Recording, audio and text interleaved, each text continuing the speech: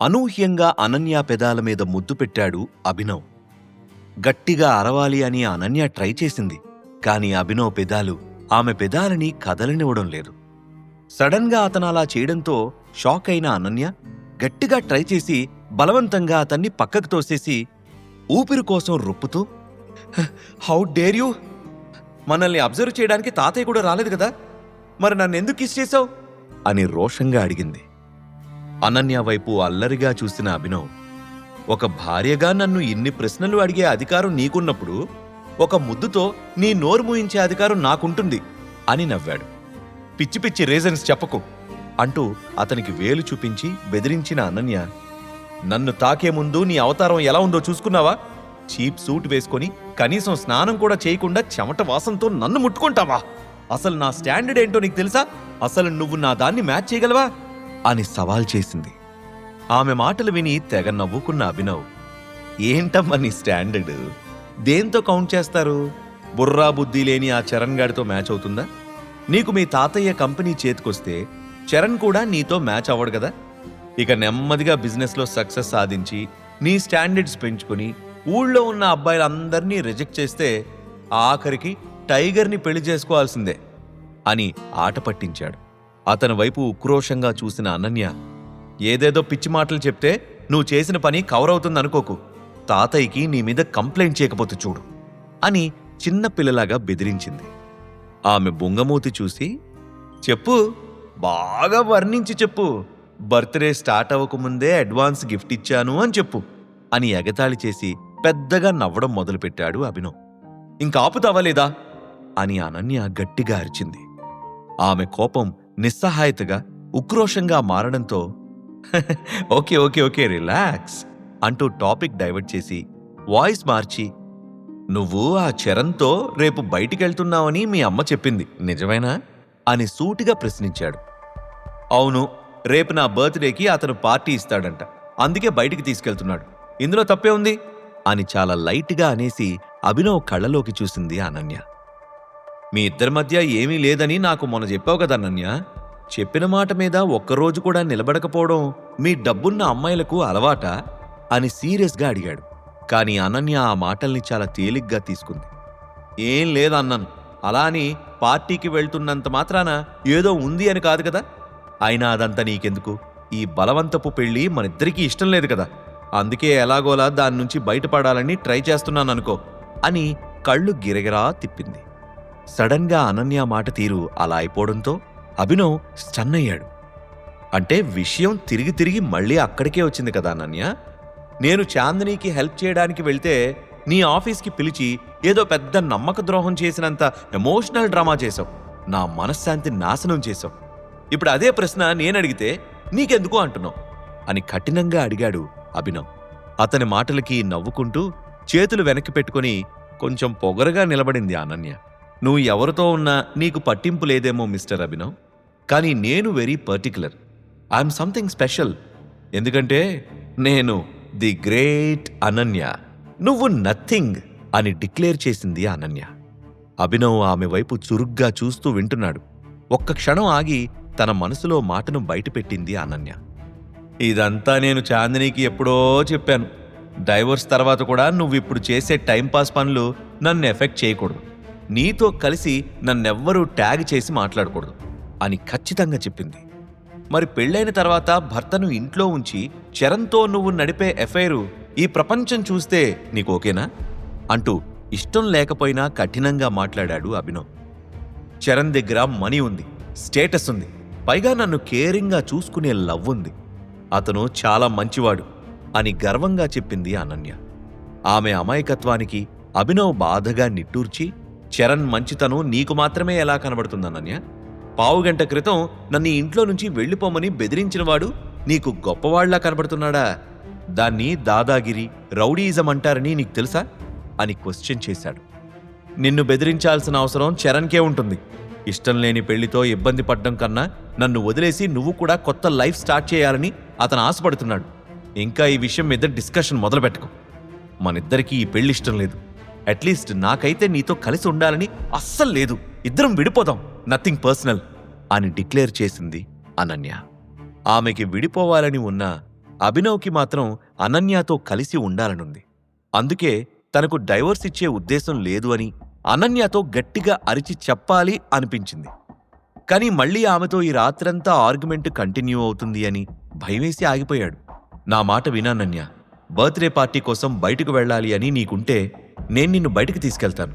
నిన్నొక మంచి రెస్టారెంట్కి తీసుకెళ్లగలిగే స్తోమత నాకుంది అని రిక్వెస్ట్ చేశాడు. అంటూ నిట్టూర్చి బెడ్ దగ్గరికి వెళ్లి షీట్ సరిచేస్తూ, జోక్ చేయక్ అభినవ్, పార్టీ అంటే రెస్టారెంట్లో చికెన్ బిర్యానీ తిని కోక్ తాగడం మాత్రమే కాదు, గిఫ్ట్ కూడా ఇవ్వాలి. నువ్వు బెస్ట్ అని ఫీల్ అయ్యే రెస్టారెంట్స్ నా దృష్టిలో వర్స్ట్ అనేసింది అనన్య. ఆమె మాటలు వింటూ ఉంటే అనన్యలో కొత్త కోణం కనబడుతోంది. ఆమె పూర్తిగా డబ్బుని మాత్రమే ప్రేమించే తలపొగరు పిల్ల అని అభినవ్ కన్ఫర్మ్ చేసుకున్నాడు.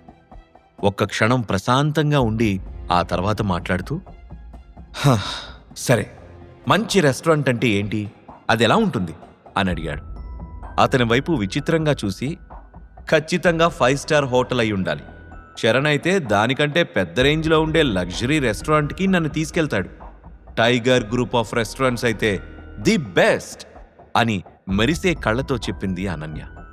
అంటే మీ ఇద్దరికీ నా రెస్టారెంట్ ఫేవరెట్ అనమాట అని గబుక్కున నోరు జారాడు అభినవ్.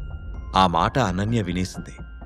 ఏంటి, ఏమన్నా మళ్ళీ చెప్పు అని అతన్ని గుచ్చిగుచ్చి అడిగింది.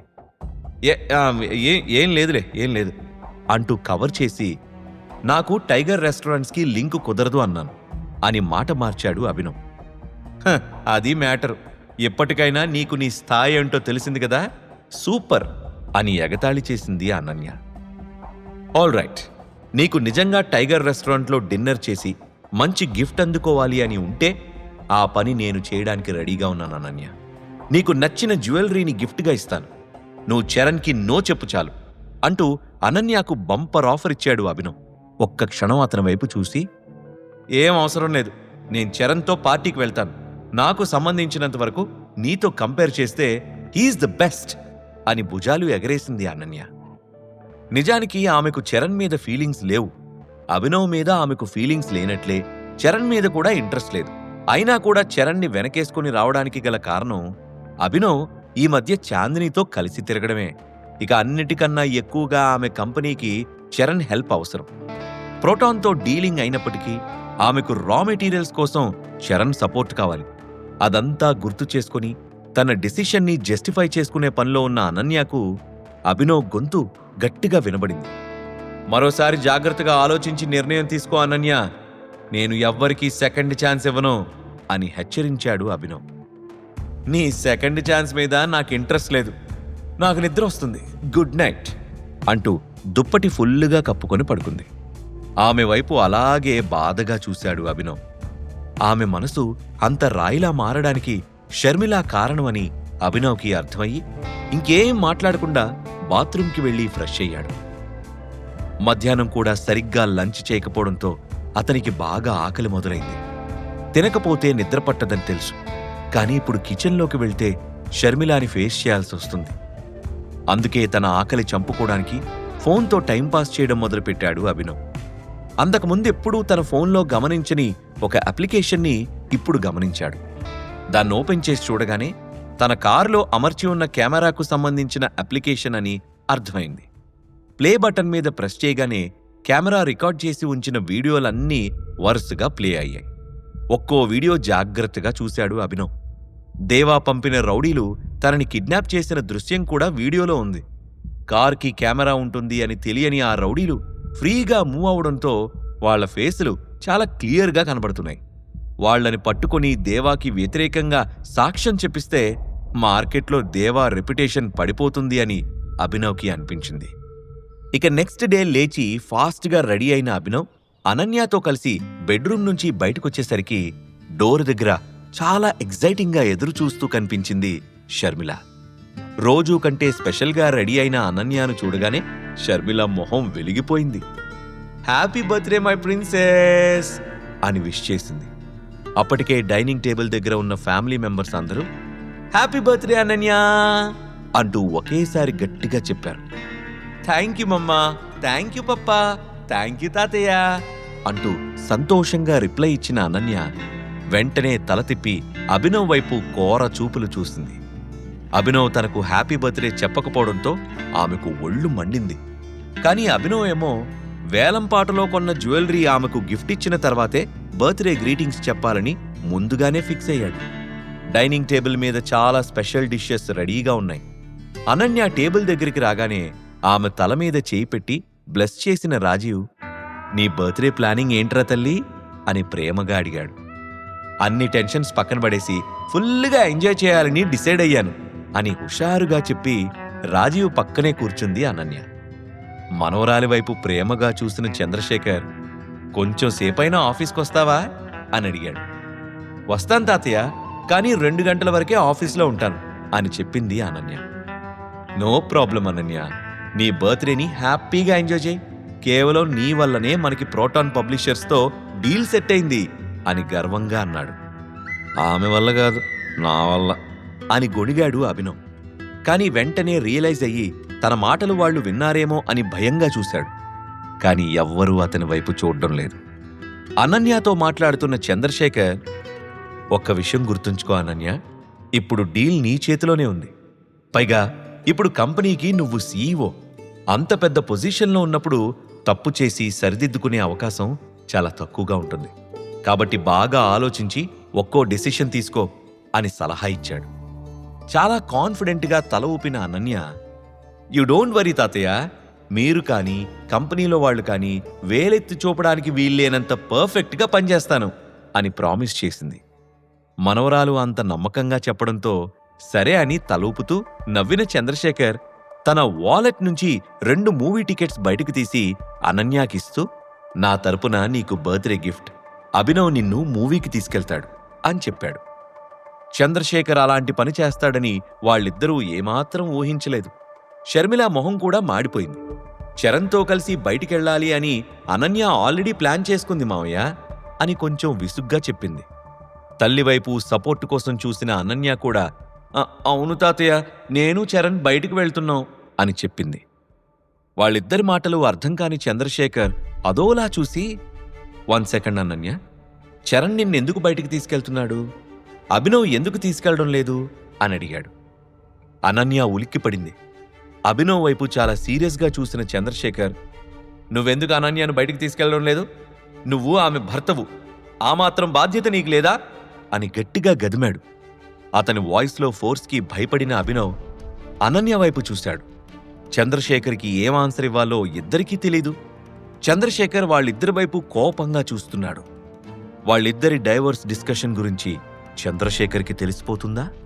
చంద్రశేఖర్కి అభినవ్ ఈజ్ టైగర్ అని ముందే తెలుసా? చరణ్ని దెబ్బ కొట్టడానికి అభినవ్ ఏం ప్లాన్ చేశాడు? ఈ ప్రశ్నలకు సమాధానాలు తెలుసుకోవాలంటే నెక్స్ట్ ఎపిసోడ్ వినాల్సిందే. క్రింద ఇచ్చిన లింక్ ని క్లిక్ చేసి పాకెట్ ఎఫ్ఎం యాప్ ని ఇన్స్టాల్ చేసుకోండి. Stay tune to pocket FM.